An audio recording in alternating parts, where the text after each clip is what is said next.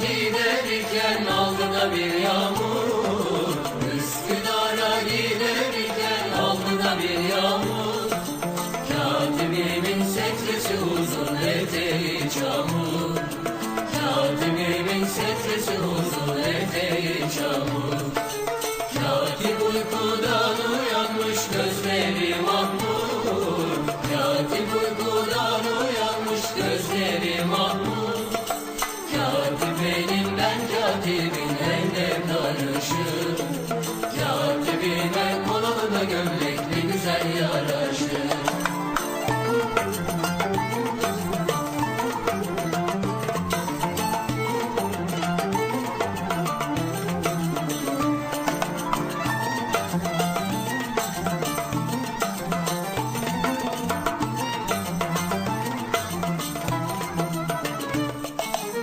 Üsküdar'a giderken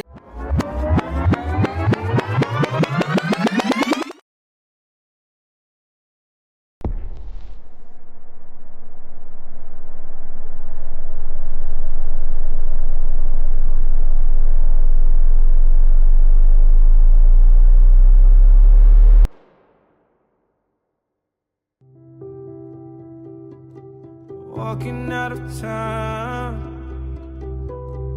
looking for a better place. Something's on my mind, always in my empty space, but I know something.